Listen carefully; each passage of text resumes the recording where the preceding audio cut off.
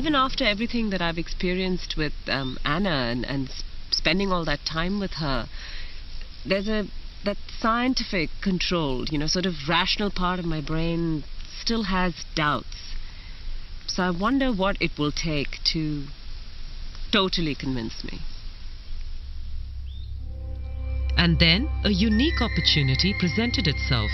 In the course of my work, I had come across the story of Jörg Olsen, an ex-policeman turned conservationist. Jörg and his wife Karen set up the Jukani Predator Park. Here, many big cats rescued from bad zoos and canned hunting farms are offered a home and get lifetime care.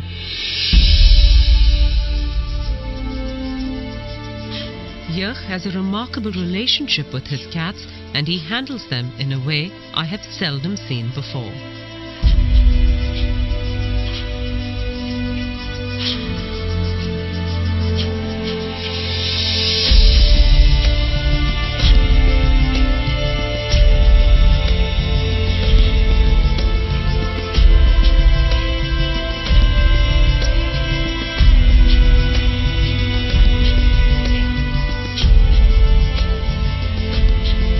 But there was one big cat here that he did not know what to do with.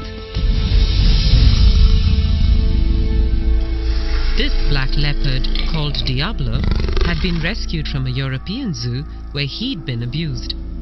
That experience had made him suspicious and vicious. All he did was sit in his night shelter and snarl at anyone who came close to him.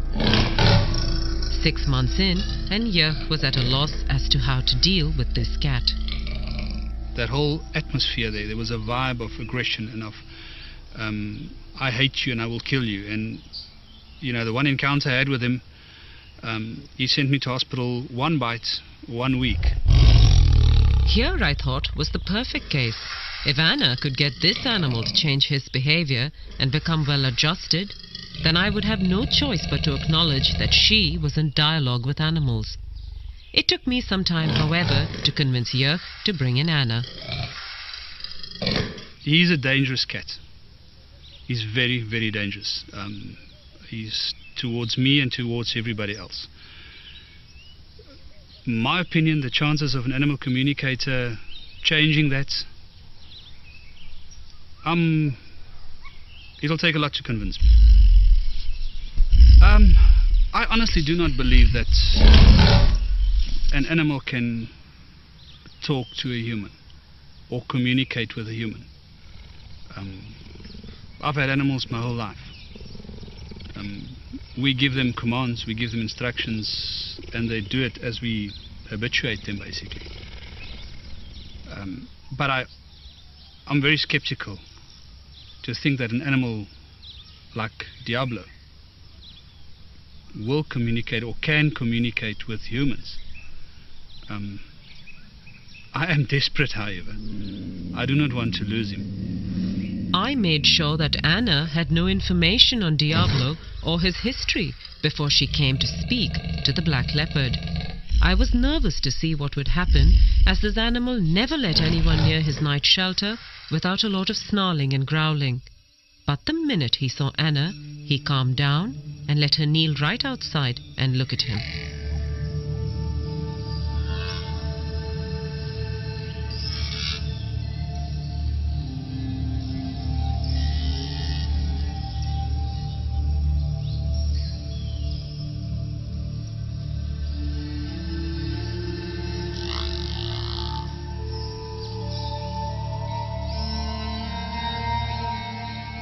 This beautiful black leopard that you've asked us to communicate with is very overawed by his new surroundings, having come from a very cramped and stressful place for him.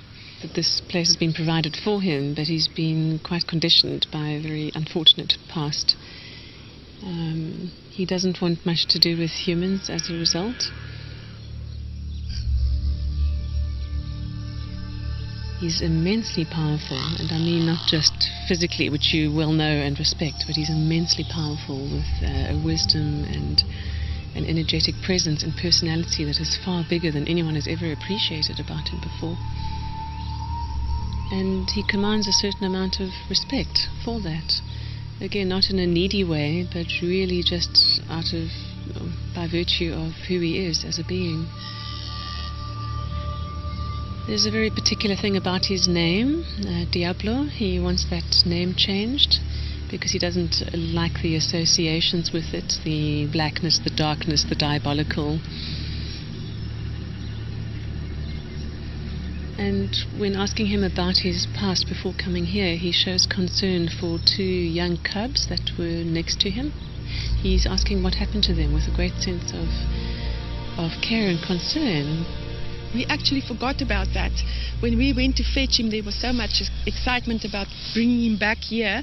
It actually slipped my mind until she said, he asked about the 2 cubs, and then we've remembered there were 2 little young leopard cubs next door to him that came from Rustenburg, and they were sort of semi-wild. They weren't hand-reared, and it just slipped my mind. And when they talked about it, I couldn't believe. I actually did believe it. I mean, then I really believed that they were communicating. And she communicated with him, and when we spoke to her and she relayed all the information back to us, firstly I didn't believe her. It's things that anybody can think out, and you can think, And then she said something about the cubs that were with him. And that changed this whole thing, because now all of a sudden, that's something that she didn't know about. And I've also reassured him that you have no demands of him here, that you're quite happy to not make any physical demands of him or any expectations for display or interaction, that you're really willing to let him be how he wants to be. And that's given him an enormous sense of relief. Yeah. And having told him that is for the first time made him actually genuinely interested and now exploring a bit further. Now that he feels that he's not being asked to come out more, he's genuinely interested in being relaxed enough to have a natural curiosity come out and to actually expand his horizons a bit. And Jurg was just stunned when the black leopard walked out of his night shelter into the larger enclosure later in the afternoon. In the 6 months that the cat had been here, Jurg had never seen him out of the night shelter. He then decided to rename the leopard Spirit.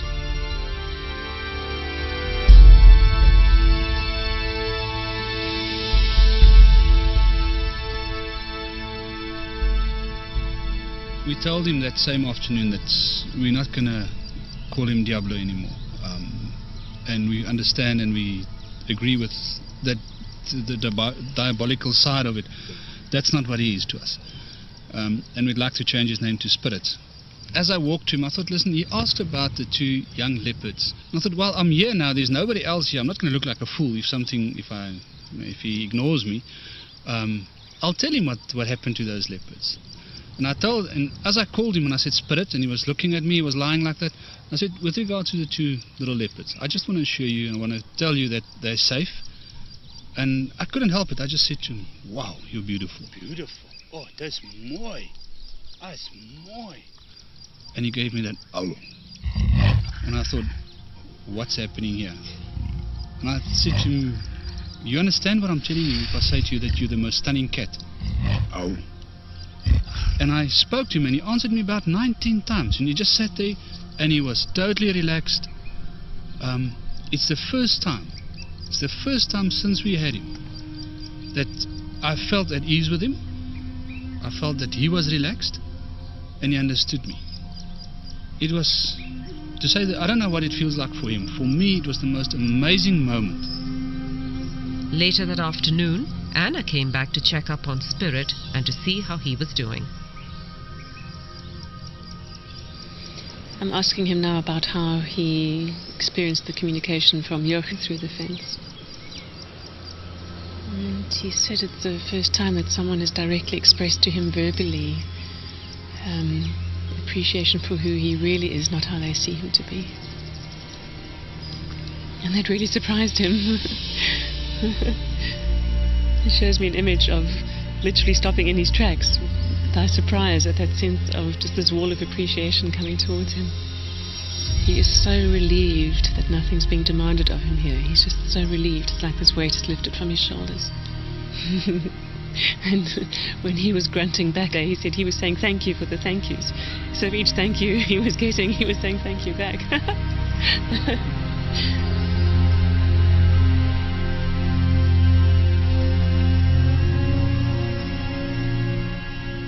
Is there anything you'd like to say about that feedback? I think we'll talk about this a bit later. I can't listen. So we'll talk about this later. It's unbelievable. I'm overwhelmed.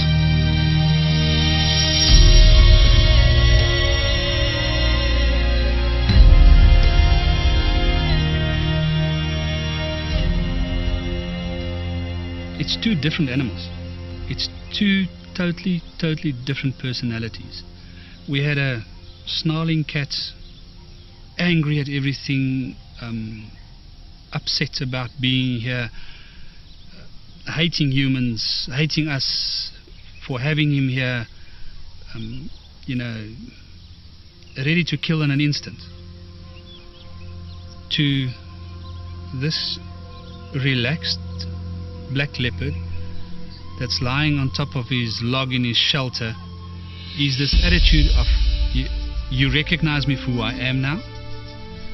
And it's amazing to talk to him and get the talking and get him to talk back to us. Jurg and Karen attended Anna's workshop on animal communication and now use it regularly with all their animals. It changed my whole life. And spirit and animal communication has taught me, when I work with my other lions, the reactions you get, the communication you get back, the feelings you get. Sometimes you get lions or Queenie, for instance, that's unhappy with something that happened. And I'm not sitting out there wondering what's wrong with her. She tells me, and I can correct it, and I can make her happy because she is I have to look after her. I've got to make her happy.